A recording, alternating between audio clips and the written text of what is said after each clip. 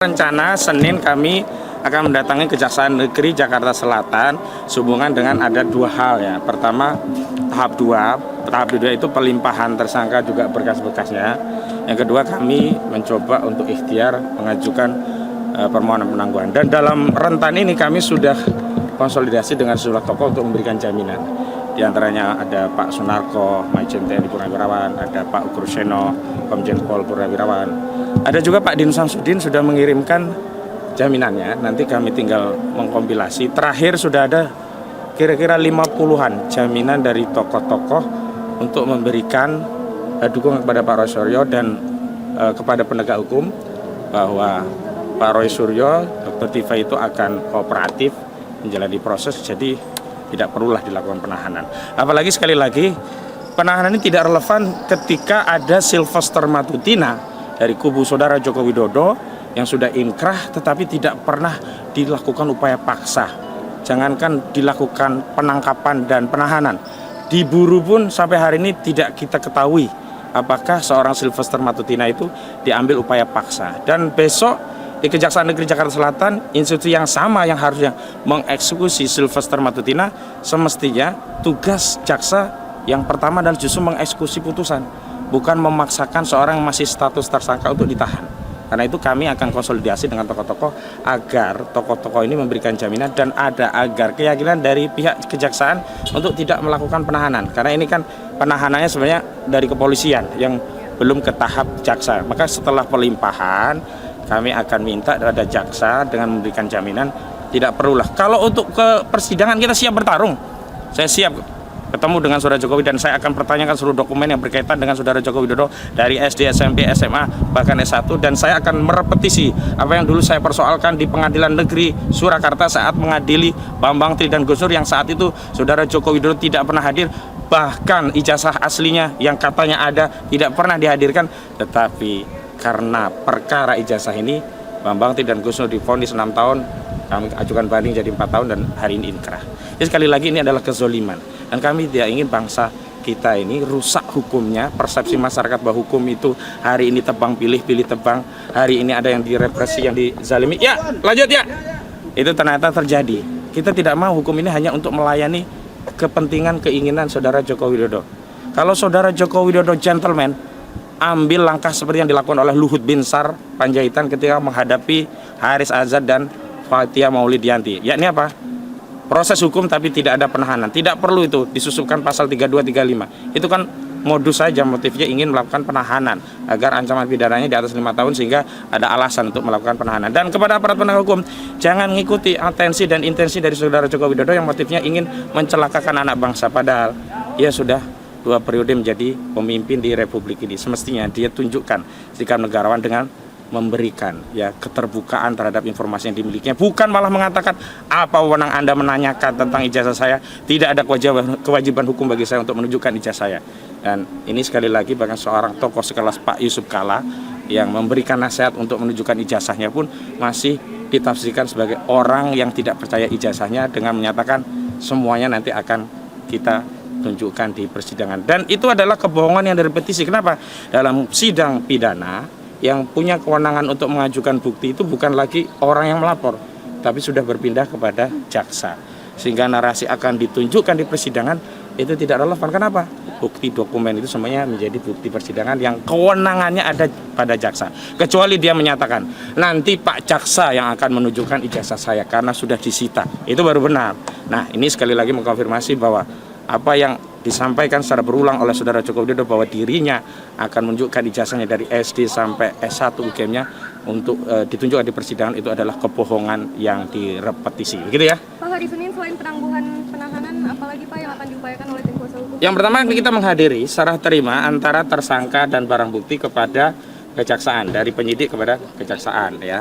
Yang kedua, memang kita sekalian mengajukan tadi surat penangguhan penahanan dan memang kita minta kepada tokoh-tokoh untuk bisa mendampingi saat proses tersebut, sekaligus untuk menunjukkan bahwa benar ada jaminan dari tokoh-tokoh yang memang sudah kami lampirkan dalam berkas permohonan penangguhan begitu.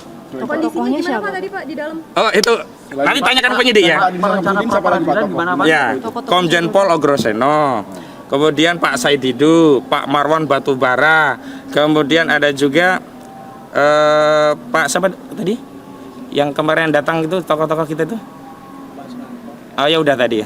Nah, kita juga masih terus mengkonsolidasi tokoh-tokoh lainnya. Nanti ini juga gabungan karena ada LBH APPP Muhammadiyah juga terlibat. Nanti ada juga konsolidasi dukungan dari Pak Gufroni selaku ketua tim LBH AP Muhammadiyah yang juga bersinergi dalam pembelaan kasus ini.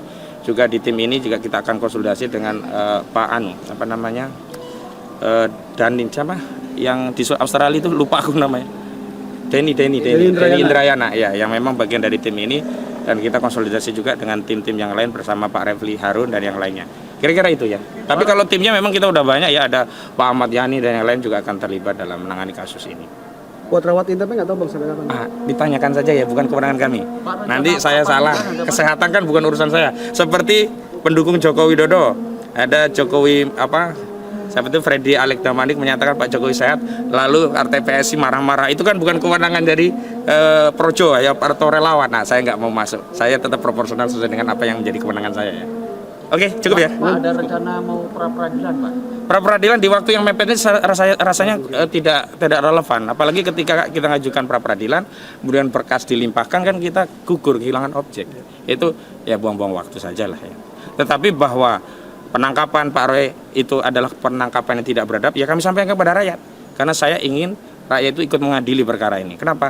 Kita tidak terlalu percaya pada proses peradilan ketika prosesnya itu sendiri sudah tidak adil.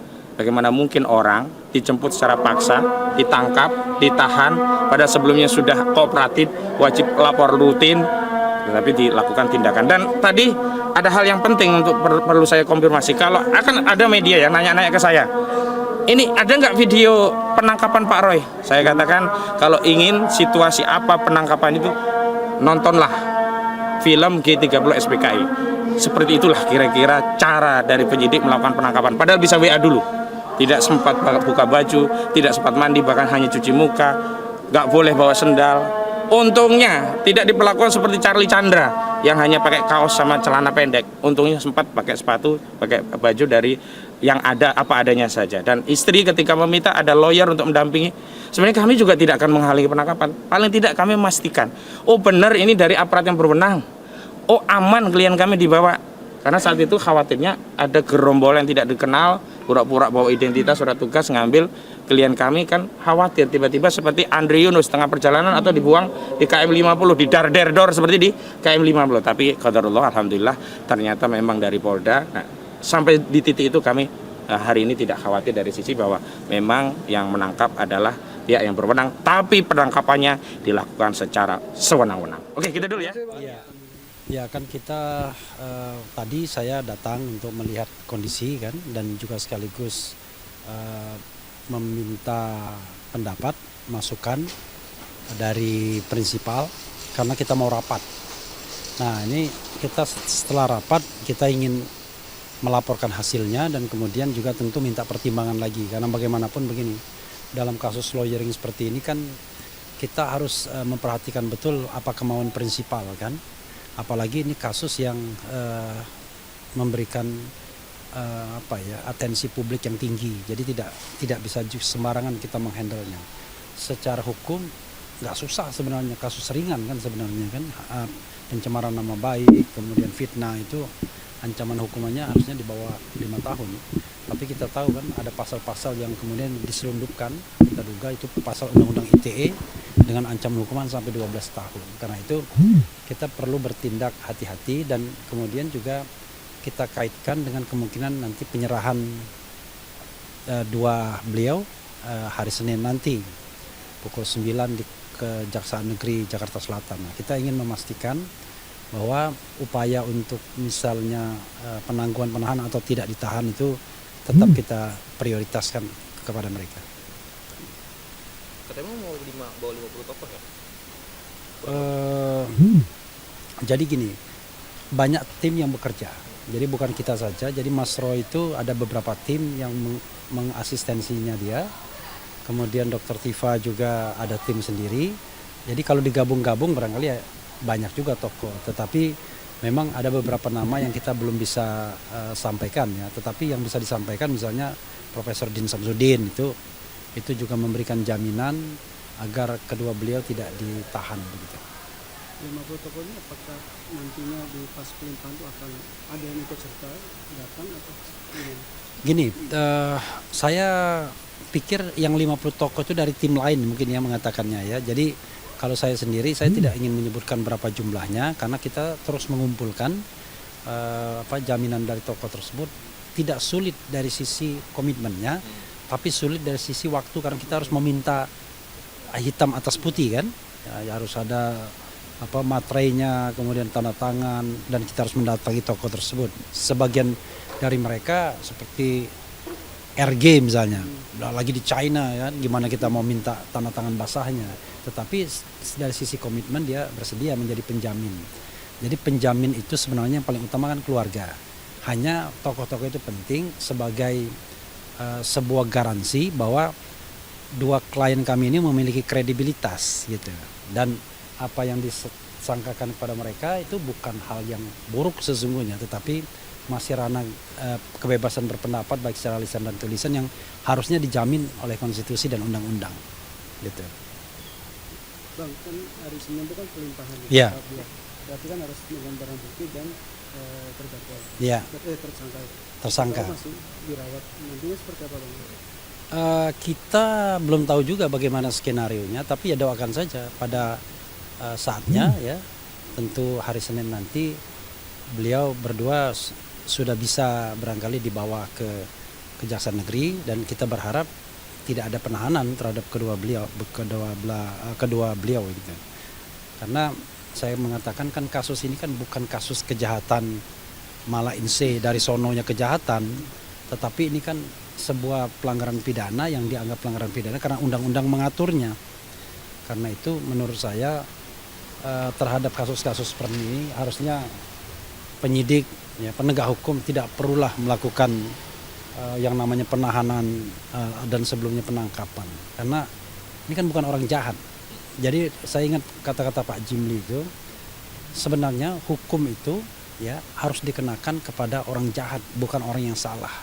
Nah ini pun kesalahannya pun masih kita perdebatkan apakah beliau berdua bersalah atau tidak. Karena ini kan sekarang kita sedang berdebat. Lain halnya kalau kita mengatakan orang menjamret, membunuh, merampok, korupsi. Dan itu bisa dibuktikan misalnya. Itu kan sudah pasti kejahatan yang absolut. Tapi ini kan ketika ada anak bangsa mempertanyakan ijazah mantan kepala negara dan mengatakan setelah diteliti 99,9% palsu, apakah itu sebuah kejahatan? Apakah tidak itu sebuah partisipasi masyarakat untuk menjaga integritas nasional? Jangan sampai pemimpin-pemimpin bangsa justru memiliki kredensial, ijazah, sertifikat yang tidak bisa dipertanggungjawabkan perolehannya begitu. Untuk malam hari ini Pak, menyampaikan Pak Rosuryo dalam rangka apa?